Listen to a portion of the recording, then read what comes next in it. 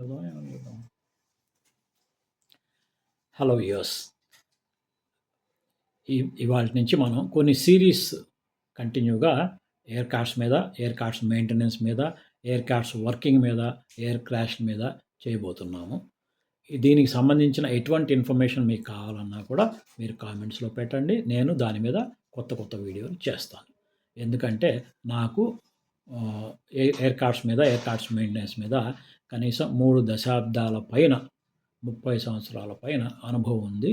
నేను Indian airlines, air ఇండియాలలో engineering డిపార్ట్మెంట్‌లో వివిధ రకాల పోస్ట్‌లో పనిచేసి చివరగా అసిస్టెంట్ జనరల్ మేనేజర్‌గా చేశాను. కాబట్టి మీకు సంబంధించిన కావాల్సిన ఇన్ఫర్మేషన్ ఏదైనా కూడా మీకు అర్థమయ్యే రీతిలో నేను చెప్పగలను. మీకు ఎటువంటి సమాచారం కావాలన్నా కూడా మీరు కామెంట్స్‌లో పెట్టండి. మనకి ప్రస్తుతం జరిగేది అహ్మదాబాద్ ఎయిర్ క్రాష్ గురించి. దీని గురించి ప్రిలిమినరీ రిపోర్ట్ వచ్చింది. ఇప్పుడు ఆ రిపోర్ట్‌లో వాళ్ళు కొంత ఇన్ఫర్మేషన్ ఇచ్చారు. ఇప్పుడు ఇచ్చింది ఇదే ఇన్ఫర్మేషన్ ఇంకా ఫైనల్ కాదు. ఇది మారితే మళ్ళీ మారొచ్చు అని వాళ్ళే చెప్పారు. కాబట్టి ఫైనల్ రావడానికి ఎంత టైం అయినా పట్టొచ్చు. ఒక 6 నెలలైనా పట్టొచ్చు ఈజీగా.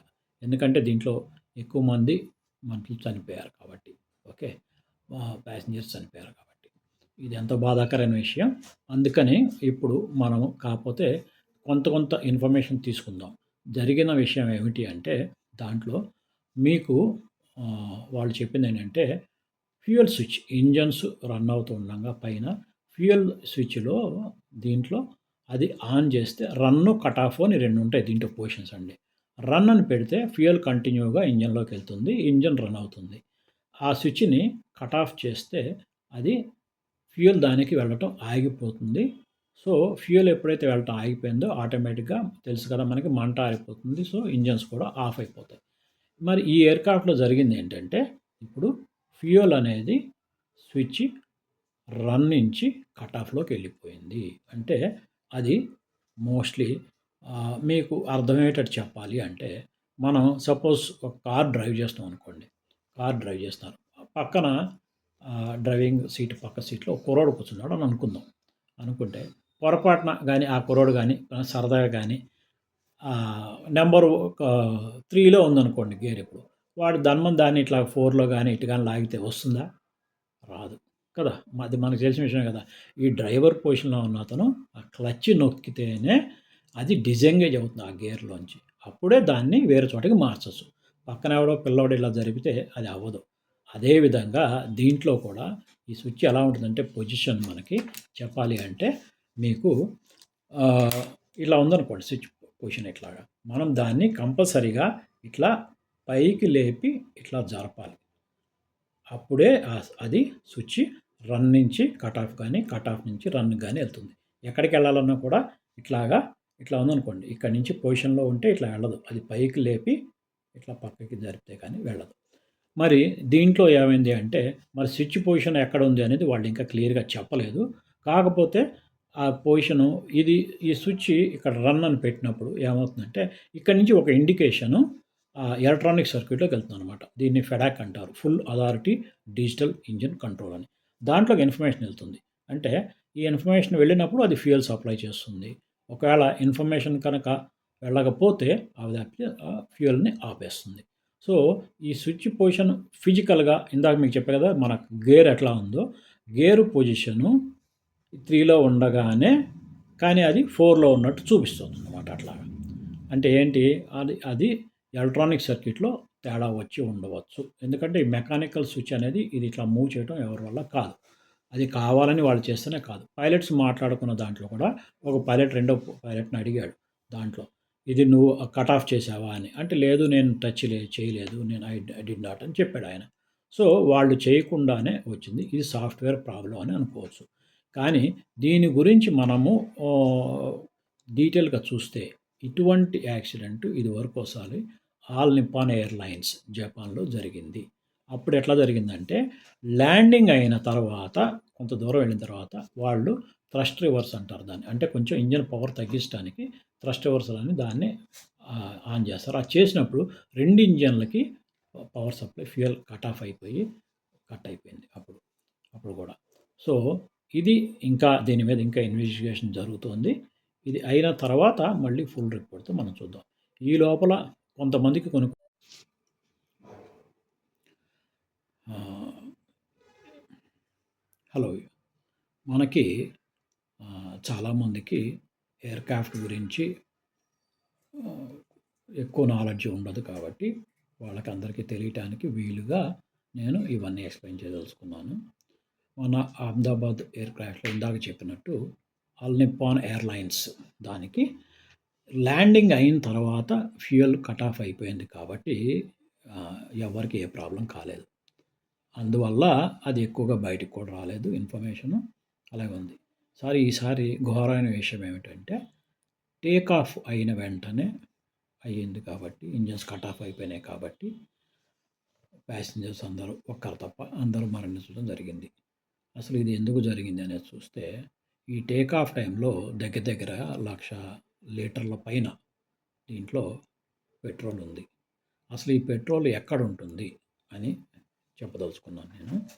మీకు ఇలా ఉంది గదా! దీంట్లో కన్వీనియంట్‌గా ఇంజిన్స్ నేను తీసేసాను. మీకు ఏ పార్ట్ గురించి నేను ఎక్స్‌ప్లెయిన్ చేస్తే అదొక్క పార్టే మీకు చూపించి చెప్తాను. అందువల్ల కన్‌ఫ్యూజన్ ఏమి ఉండదు.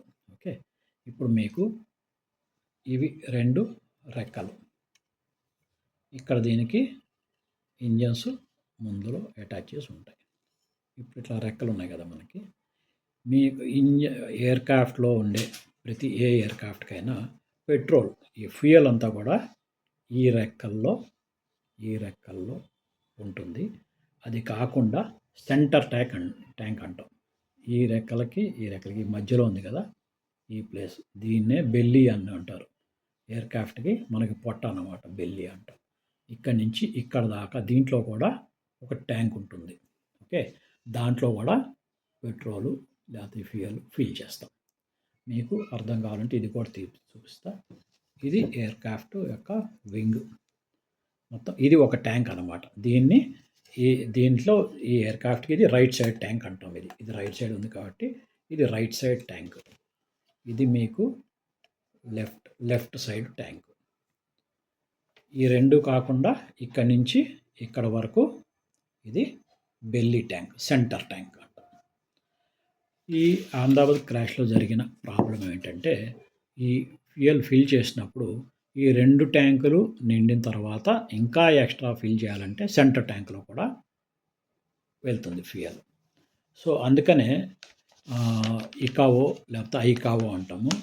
వాళ్ళ రూల్స్ ప్రకారం ఏంటంటే మనం టేక్ ఆఫ్ అయిన వెంటనే మ్యాక్సిమం ఫస్ట్ ఈ సెంటర్ ట్యాంక్‌లో ఉన్న పెట్రోల్ వాడేయాలి. ఎందుకంటే ఇది వాడేస్తే మిగతా పెట్రోల్ దాంట్లో ఉంటుంది దేంట్లో రెక్కల్లో ఉంటుంది. అది పర్వాలేదు. ఎందుకంటే ఎప్పుడైనా ఎమర్జెన్సీ కండిషన్ వచ్చినప్పుడు ఎయిర్‌క్రాఫ్ట్ మళ్ళీ ల్యాండ్ అయిపోవాలి అంటే ఫస్ట్ థింగ్ ఒకవేళ ల్యాండింగ్ గేర్స్ లోపలికి పోకపోయినా ఏం ప్రాబ్లం వచ్చినా అప్పుడప్పుడు మరి ఎమర్జెన్సీ కండిషన్‌లో కెప్టెన్స్ బెల్లీ ల్యాండింగ్ చేస్తారు. అంటే ఏంటి ఎయిర్‌క్రాఫ్ట్ ఇలా వచ్చి డైరెక్ట్‌గా పొట్ట మీద దిగిపోతుంది ఇట్లాగా. ఇలా పొట్ట మీద దిగిపోయి ఇలా వెళ్ళిపోతుంది. అప్పుడు దీంట్లో కనుక ఎక్కువ పెట్రోల్ కనుక ఉంటే ఇది తొందరగా స్పార్క్ అయ్యి మండుతుంది. ఇవి కూడా పక్కన దాంట్లో కూడా అవుతుంది. కానీ మనకి అందువల్ల ఏంటంటే మీకు ఇదే ఇట్లా చూసుకున్నాం అనుకోండి. సెంటర్ ట్యాంక్‌లో కనుక పెట్రోల్ ఎక్కువ లేకపోతే ఎయిర్‌క్రాఫ్ట్ ఇలా వచ్చేటప్పుడు ఇలా బెండ్ అయితే ఇది ఇరిగి పడిపోతుంది. ఎయిర్‌క్రాఫ్ట్ ఇంకొంచెం దూరం వెళ్తుంది. మళ్ళీ ఇది కూడా ఇరిగి పడిపోతుంది. ఆ తర్వాత ఇంకొంచెం దూరం వెళ్తుంది. అప్పుడు పెట్రోల్ అనేది ప్యాసింజర్ మీద ఎవరి మీద పడకుండా సేఫ్‌గా ఉంటుంది. అర్థమైంది కదా మీకు? అంటే ఇలా వచ్చి ల్యాండ్ అయ్యేటప్పుడు కొంచెం ఈ వింగ్ 2 విరిగిపోతే పెట్రోల్ అవి దూరంగా పడిపోయింది. ఎయిర్‌క్రాఫ్ట్ ఇంకా ఆ స్పీడ్‌కి అలా ఇంకా ముందుకెళ్ళిపోతుంది. అప్పుడు ఏమవుతుందంటే చాలా కొంత సేఫర్‌గా ఉంటుంది. ఎక్కువ మంది ప్రాణాలతో బయటపడే అవకాశం ఉంటుంది. కానీ ఇక్కడ జరిగింది ఏంటంటే వెళ్ళటమే ఎయిర్‌క్రాఫ్ట్ అక్కడక్కడ చెట్లకి అక్కడ తగిలి దీనికి కూడా తగలటం వల్ల ఈ బెల్లీలో చాలా పెట్రోల్ ఉంది.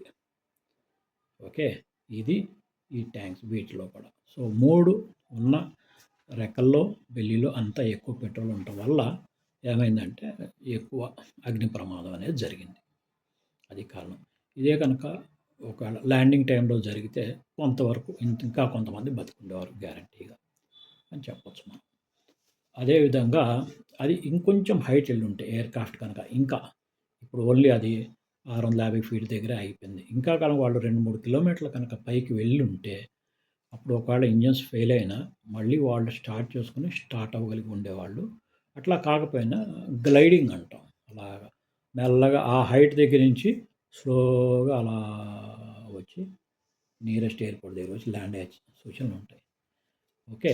ఇంకొకటి ఇక్కడ జరిగిందేంటంటే ర్యాట్ అంటాం. ర్యామ్ ఎయిర్ టర్బైన్ అని. ర్యామ్ ఎయిర్ టర్బైన్ అంటే అది మొత్తం అన్ని ఇంజిన్స్ అన్నీ ఫెయిల్ అయిపోతే అప్పుడు అది ఇమ్మీడియేట్‌గా బయటకొస్తుంది. అదేంటంటే మనం చిన్నప్పుడు పిల్లలతో తయారు చేసి ఆడుకుంటాం గదా! 3 కాగితాలతో కట్ చేసి ఇట్లా ఒక ఫ్యాన్‌లాగా పెట్టి మనం ఒక పుల్లకి దాన్ని గుచ్చి ఇలా పరిగెడతాం. అప్పుడు అది ఇట్లా తిరుగుతుంటుంది. అది ఎట్లా ఉంటుందో ర్యామ్ ఎయిర్ టర్బైన్ కూడా అదే టెక్నాలజీ. ర్యామ్ ఎయిర్ టర్బైన్ అనేది దానికి పెట్రోల్ గిట్రోల్ ఏమి అక్కర్లేదు. డైరెక్ట్‌గా ఎదురుగుండా వచ్చే గాలి వల్ల అది తిరుగుతుంది. అది తిరిగితే మనం బయట మీరు విండ్ మిల్ అని చూస్తుంటారు గదా! మనం బయట. కొన్ని కొన్ని ప్లేసుల్లో మంచి గాలి వచ్చే చోట విండ్ మిల్స్ పెడతారు. ఆ విండ్ మిల్స్ పెట్టి విండ్ టర్బైన్ కూడా అంటాం. ఆ విండ్ టర్బైన్ అది తిరిగినప్పుడు దాంట్లోంచి దాన్ని యూజ్ చేసుకొని మనం వాటర్ పంపింగ్ గానీ, లేపోతే ఎలక్ట్రికల్ ప్రొడ్యూషన్ గానీ దేనికైనా దాన్ని వాడుకోవచ్చు. అదే విధంగా అంటే ఇది జస్ట్ గాలి ఎదురుండా వచ్చే గాలి వల్ల తిరుగుతుందనమాట ర్యామ్ ఎయిర్ టర్బైన్. దాంట్లోంచి మీకు ఇమ్మీడియేట్‌గా హైడ్రాలిక్ ఎలక్ట్రికల్ సప్లై తీసుకోవచ్చు మనం. సో, ఆ విధంగా అది హెల్ప్ చేస్తుంది. ఓకే. సో, ఇక్కడ జరిగిన విషయం ఏంటంటే 2 ఇంజిన్స్ కట్ ఆఫ్ అయినప్పుడు ర్యామ్ ఎయిర్ టర్బైన్ బయటకొచ్చింది. కానీ ఈ లోపలే పాపం సమయం లేక 30 సెకండ్స్ ఇంజిన్స్ కట్ ఆఫ్ అయిపోవడం వల్ల ఆ పొజిషన్ ఇలా ఉండి ఒక్క విషయం గుర్తుపెట్టుకోండి. ఎయిర్‌క్రాఫ్ట్ ఎప్పుడు కూడా ఇంజిన్స్ పవర్ కనుక లేకపోతే అది కేవలం ఒక రాయితో సమానం. ఒక బండరాయిని మనం ఇసిరేస్తే లేకపోతే ఒక జావెలిన్ ఇసిరేస్తే ఓకే. అది ఎలా కొంత దూరం వెళ్ళి తర్వాత ఇలా కిందకి పడిపోతుందో అలా పడిపోతుంది. ఇంజిన్ సపోర్టు ఇంజిన్స్ ఉంటేనే ఆ ముందుకి వెళ్ళే ఆ ఫార్వర్డ్ వెళ్ళే మూవ్‌మెంట్ అనేది వస్తుంది. సో, దాంట్లో 2 ఇంజిన్స్ కట్ ఆఫ్ అయిపోవటం వల్ల జరిగిన ప్రమాదం అది. ర్యామ్ ఎయిర్ టర్బైన్ అంటే మనం చిన్నప్పుడు ఇలా తయారు చేసేవాళ్ళం కదా! ఈ పేపర్స్ ఇట్లా తయారు చేసి పేపర్‌తో దీనికి ఒక పుల్ల గాని ఏదైనా ఇలా పెడితే గాలికి చూడండి వచ్చే గాలికి ఇలా తిరుగుతుంది. ఓకే. ఇదే ర్యామ్ ఎయిర్ టర్బైన్ టెక్నాలజీ. ఇది ఏమవుతుంది 2 ఇంజిన్స్ ఫెయిల్ మొత్తం పవర్ ఆఫ్ అయిపోతే ఒక లాజిక్ ఉంటుంది. ఆటోమేటిక్‌గా ర్యామ్ ఎయిర్ టర్బైన్ బయటకు వచ్చేటట్టుగా కూడా అరేంజ్‌మెంట్ ఆల్రెడీ మ్యానుఫ్యాక్చర్ తయారు చేసి పెట్టుంటారు దాంట్లో. ఇది బయటకొస్తుంది. ఇది ఇట్లా తిరగడం వల్ల ఈ వచ్చిన మెకానిజంని వాడుకొని ఇది ఎయిర్‌క్రాఫ్ట్‌కి ఎలక్ట్రికల్ సప్లై ఇంపార్టెంట్ ఏమేం కావాలో అంటే ఎమర్జెన్సీ సప్లై అనమాట. హైడ్రాలిక్ సప్లై, ఎలక్ట్రికల్ సప్లై ఇది ఇస్తుంది. సో, దీంతో ఇందాక మీకు చెప్పినట్టు వాళ్ళు కొంచెం గ్లైడింగ్ అది చేసుకోవడానికి, కొంచెం టర్నింగ్ చేసుకోవడానికి, గ్లైడింగ్ చేసుకోవడానికి దానికి పనికొస్తుంది. కాకపోతే ఇది ఈ ర్యామ్ ఎయిర్ టర్బైన్ వల్ల కూడా కొంచెం చిన్న ప్రాబ్లమ్ ఒకటి ఉంది. అది మీకు నెక్స్ట్ వచ్చే వీడియోలో చెప్తాను.